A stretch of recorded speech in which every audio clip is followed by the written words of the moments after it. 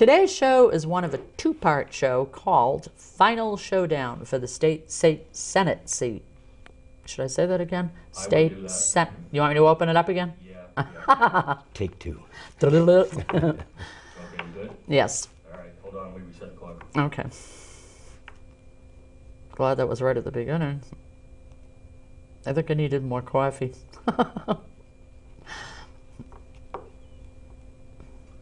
All right, folks, going out in 5, 4, 3, 2.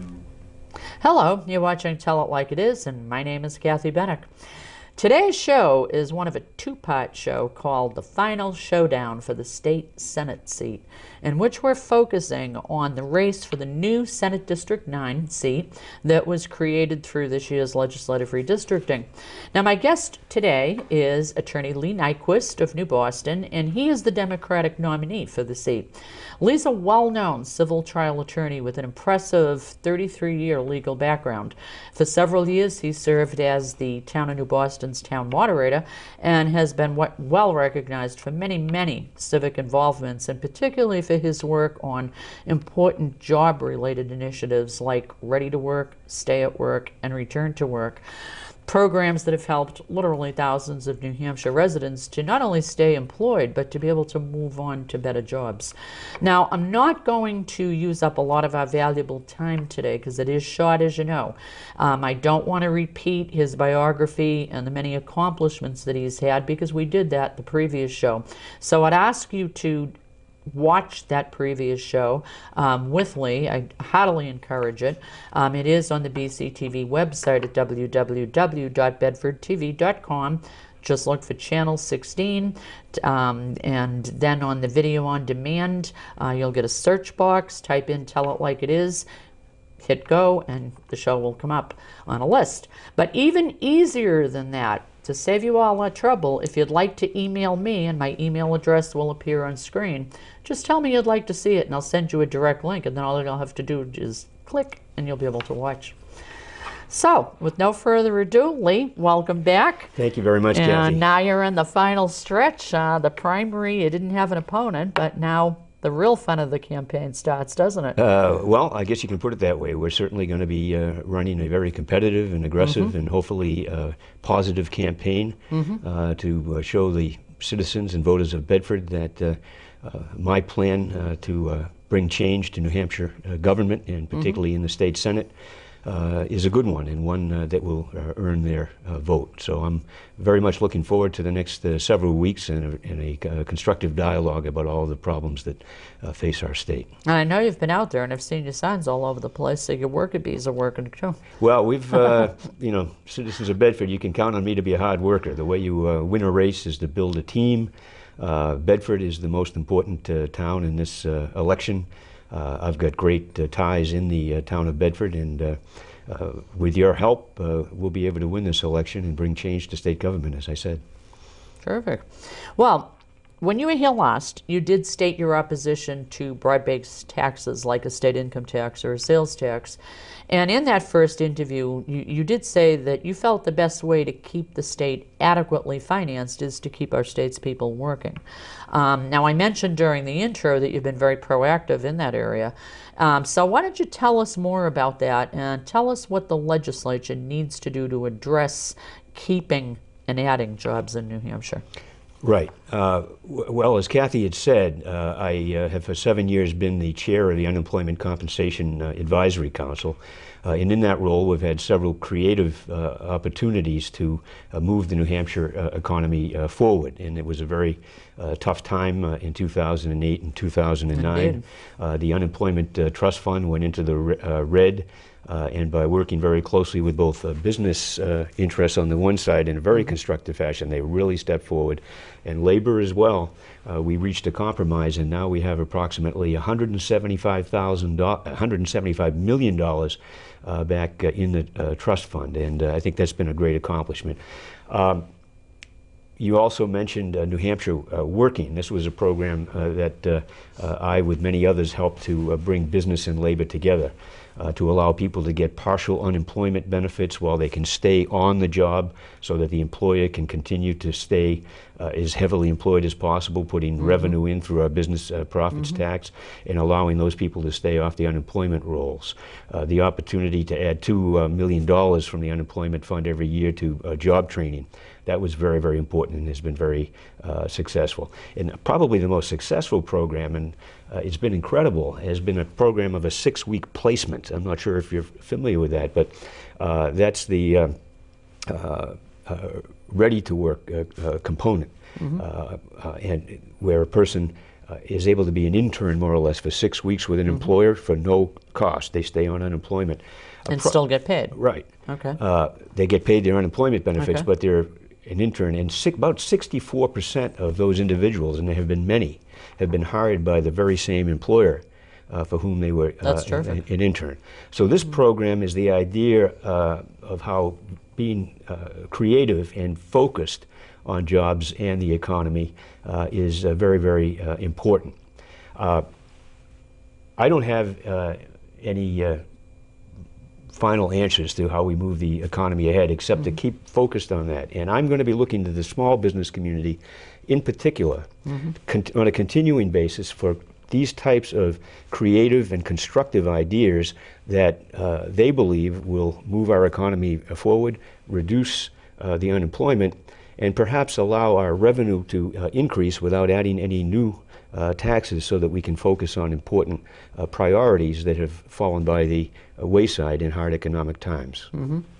Okay, I'm glad you had a chance to talk about that a little bit for the people who didn't see the first show. Now, as you know, right-to-work legislation has been an extremely contentious issue in New Hampshire, and no doubt will come back, so that if you're elected, inevitably, I think you'll be looking at it again. What is your opinion on it? And do you think that if New Hampshire were to become a right-to-know state, that new jobs will come to New Hampshire, as proponents say? Right.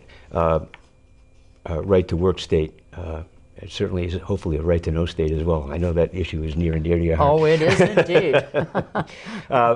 In any event, the short answer to your question is no. I don't believe in the right-to-work legislation, and I talk about New Hampshire values in my campaign, and I think that having the employer and the employee to have the liberty to form their own employment contracts without the interference by statute or from the legislature is very, very important. New Hampshire has never been a right-to-work state.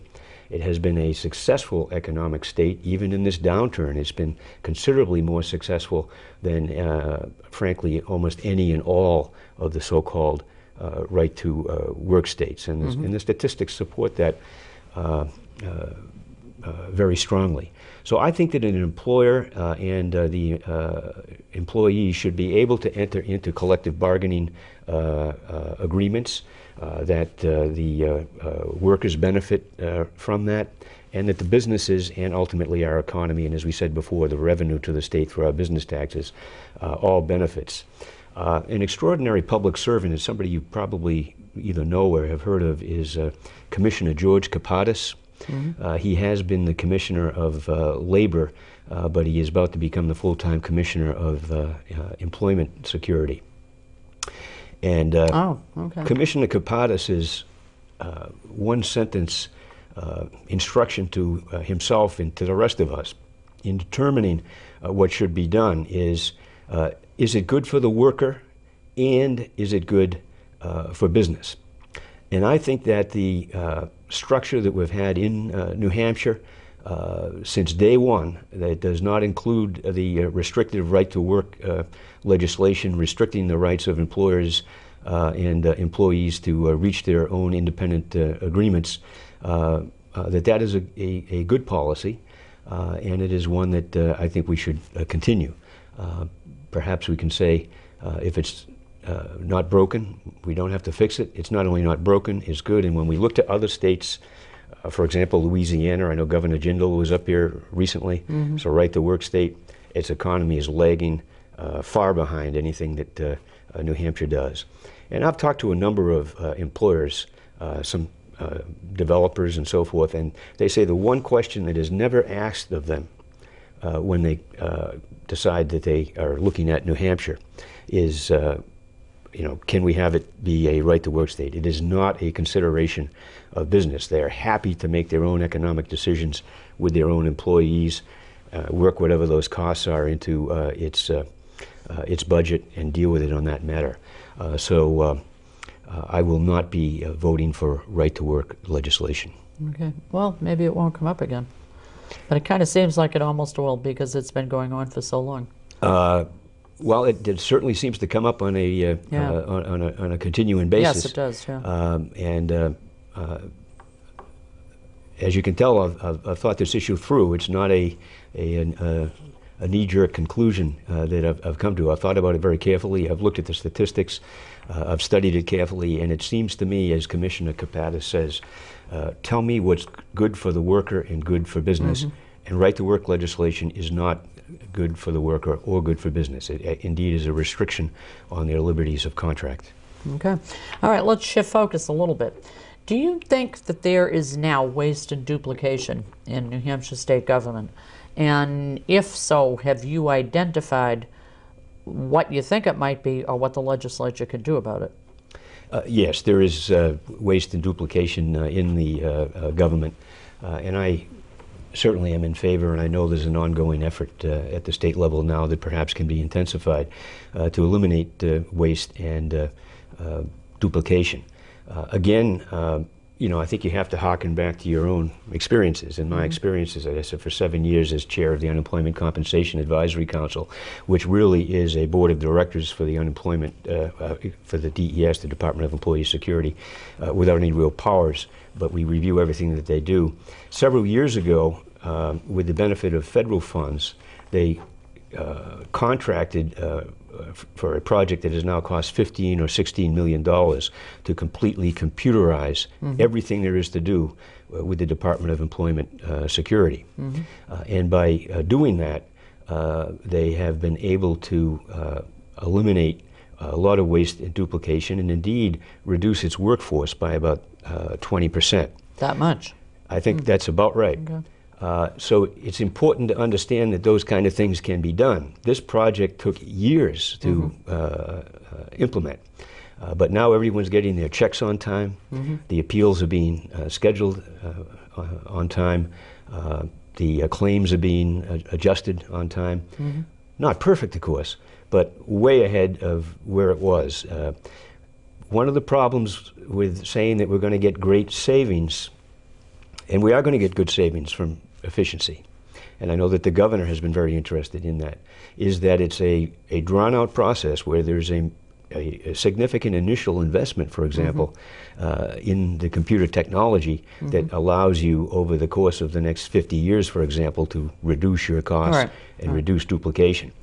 New Hampshire has lagged far behind, particularly in this technology area. So these efficiencies don't exist. I'm confident that they will. I would strongly support any study committees, whether formal or otherwise, to identify where these kind of savings can be made. And I think it will be helpful in being able to address our priorities in the budgetary process as well. Okay, that was a good example you used. Thank you. Employment security. Now, I do know and have heard you say that public education is a huge major issue for you, as well as the protection of local school board autonomy.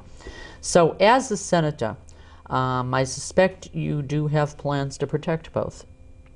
Well, I do. I mean, I think the first thing that you have to do is make sure that the legislature is not doing anything to eliminate or intrude on local school board authority. So you stand first as a protector. And I believe that in the International Baccalaureate program that was particularly important to the parents, students, and teachers in Bedford, that our legislature indeed attempted to do that. The House, with a veto-proof majority, voted to impinge on our local school board's autonomy and eliminate what they had determined was an excellent program, the IB, the International Baccalaureate Program. So I will be vigilant in making sure that if that kind of legislation that would superimpose a legislative idea on the unanimous decisions of the local school board with the input from the voters, the administrators, the teachers, and the students, I will stand to make sure that that kind of a bill is defeated. I think your question also asked me to address affirmative ideas. Mm-hmm.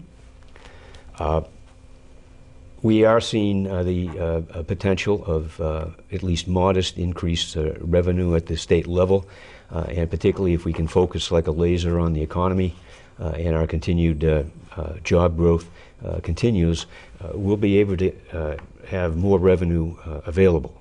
So then the question becomes, what do you do with the revenue? How do you prioritize it? Mm-hmm. I have stated, I don't think they're going to be costly programs that will focus on jobs and the economy like a laser. Hopefully we won't have to invest too much of the taxpayers' money in incentivizing jobs in the economy. But if we do, and they're constructive programs and businesses on board, then I would support that. But right behind that, in a close second place, and maybe it's tied because I see education as fundamental, the infrastructure, if you will, of our jobs and our economy, the same way that roads and bridges are the infrastructure for our transportation system.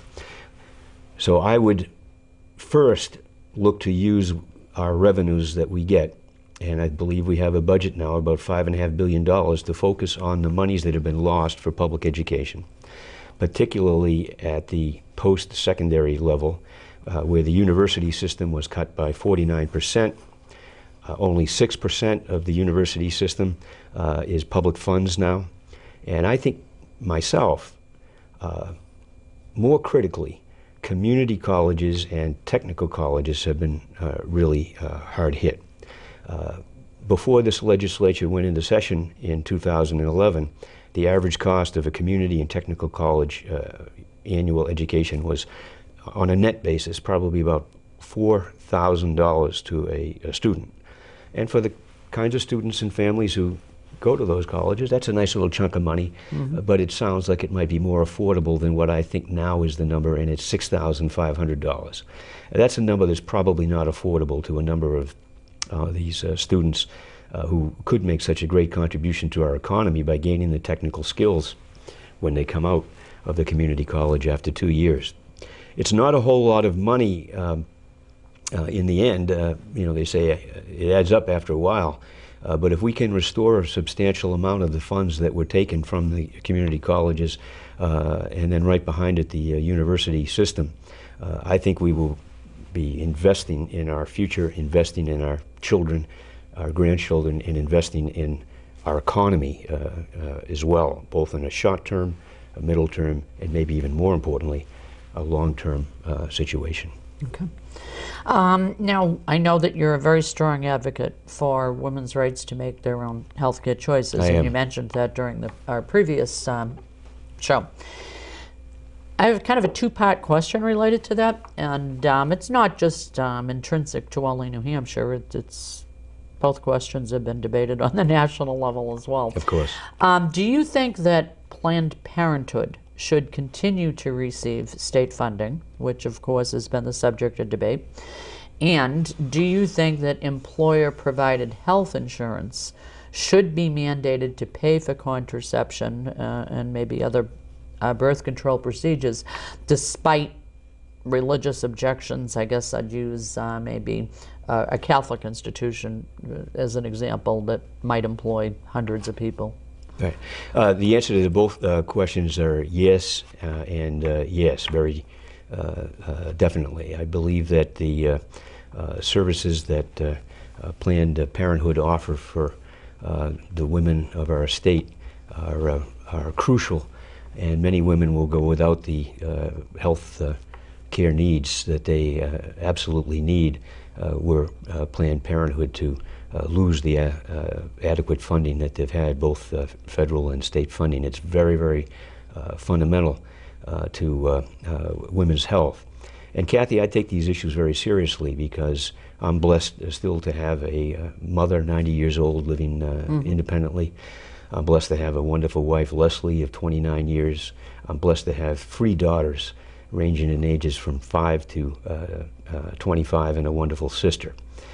So I take this issue very, very personally because these people are so dear to me. So I can, in my heart, understand what my head tells me, and that's that women's health issues need to be prioritized, adequately funded, and certainly when a woman is in the employment market, which is a secular market, and they receiving and are paying in part the employee contributions, could be several $1,000s for the health plan that they have, that certainly something as basic as contraception, which studies have shown 98% of all women in our country have used at one time or another in one form or another, that to say that they're not going to be able to get this basic health care benefit under their health insurance policy, or may have to go out and spend hundreds if not thousands of dollars to do that, that does not make sense in the 21st century. But to play the devil's advocate, there are people who say that that's forcing people with a religious or moral objection. You're forcing them to swallow something that they really, really don't want. So, I mean, isn't there some kind of a solution to that other than saying you will do it? I think that the need is so significant, and again, it is in the secular market. But that need of folks like the women in my life is so significant, and particularly the need of folks who may not be blessed to have much income and need contraception and actually have a health policy in effect. As I said, they may have contributed thousands of dollars for the purchase of that. They're the ones who are seeking the contraception. They're the ones who put themselves in the job market. So the real analogy should be, I in no way would ever impose my feelings on these subjects on anybody else. Sure. So I look to those individuals who I respect and admire and say, your choice on this is as good as the choice of somebody who chooses contraception, for example. It's a fundamental liberty that we all have.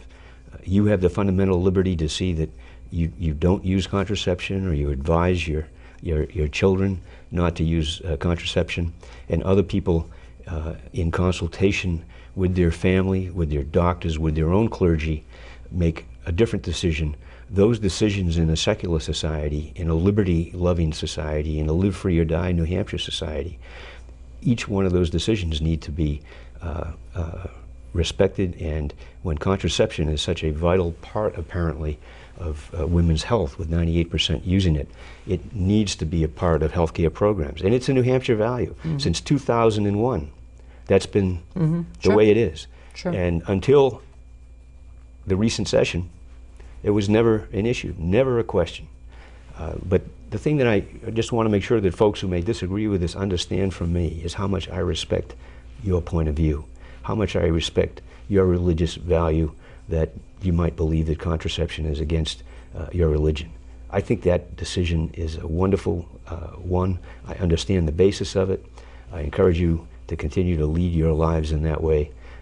But I think that in a public policy sector, when the needs of women are so great, that we need to have this solution. Okay. I'm only going to ask you one more question, and I don't really want you to spend a lot of time on it, because I want you to have plenty of time to bring up whatever you want and talk to the voters and tell them why they should vote for you. But this is just a real fast one, and please, don't feel as though you have to really, really go for it, all right?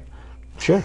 I'm going to go on the premise that because you are obviously a Democrat, you're the Democratic nominee, that you support the Affordable Health Care Act, a lot of people call Obamacare. Do you see any aspects of it that are problematic for New Hampshire, or do you think we need to everybody needs to calm down and let it roll? I'm generally supportive of the Patient Protection and Affordable Care Act. I'm not an expert on all of its provisions. I understand that particularly in the area of accepting 100% funding for 3 years and then 90% funding, that there is still an open issue, and it's still my understanding, at least, that the governor, who I greatly respect and who inspires me and who I model myself after, John Lynch, is continuing to study to try to make his own determination whether this is something that's good for New Hampshire. I'm going to start out by saying none of my opinion on the Affordable Health Care Act or any of its requirements or benefits is based on ideology. So in this particular area that I've just referred to, and I think that you're probably thinking of, it's not based on ideology. If it turns out that accepting the 100% federal funding followed by 90% funding is going to be good for New Hampshire, and it's going to save our hospitals that are in dire need. Some of our most impressive looking hospitals are in drastic financial need because of the fact that the funds have not been available. I will make an economic determination, and a determination based on what's best for the hospitals and ultimately for the patients. And I think that's the best way I can answer that question. Okay, well, we're getting to the end now, so now's the time for you to do your pitch, to look those voters in the eye and say, this is why you need to elect Lee Nyquist to the State Senate. Well, thank you very much. And Kathy, first of all, thank you so much, not only for your hospitality today and insightful questions, but also when we get together last May. One of the most wonderful things about running for public office is the opportunity to meet so many wonderful people, and Kathy, in the context of these interviews, I count you as one of those. And one of the benefits of me having run for this office already is meeting people and being able to talk to people like Kathy Benuck about the important issues that face us. Next, I want to thank the voters of Bedford in advance for considering my candidacy. I am very much a moderate individual, both of personality and of my opinions on the public issues. I am a person who will bring bipartisanship and constructive listening to the legislature. I will reach across the aisle to deal with what hopefully will become my close friends on the Republican side of the aisle. We've had wonderful Republican leadership over the years. It's my humble opinion that has not been the case over the last couple of years, that there's been a negative change. And I want to bring back the spirit of both the great Republican and Democratic citizen legislators that have been in our legislature for the course of my lifetime. What motivates me most in my life is my family, a family of 5, and my wife, and making sure that their future in New Hampshire is secure. That is the kind of New Hampshire that reflects New Hampshire values and not imported values, or values that are not consistent with what our traditions have been. And you've heard a little bit about what my values are earlier today. My wife and I had the tragedy of losing our 15-year-old son in a tragic accident when I was 15, and I think it took many years for me to be able to renew. I was able to renew with my 5-year-old twins, and I found that since February I've been able to renew by adding the possibility of serving you as your state senator and working hard to achieve that goal. I think that I am Bedford. Bedford is me. I have great ties and great friends here. I understand Bedford, and I look forward to representing Bedford in the State Senate. I ask you to consider voting for me on November 6th, and I look forward to November 6th and all the time between now and then to continue to make my case. Lee, I want to thank you for coming. I know you're burning the candle at both ends, so I appreciate your time. And best of luck as you move forward into November. Thank you so much. And we'll talk to you again, no matter how it turns out. I will certainly look back to coming back. All right, great. Thank you. So until next time, you tell it like it is. Thanks for watching. Bye-bye.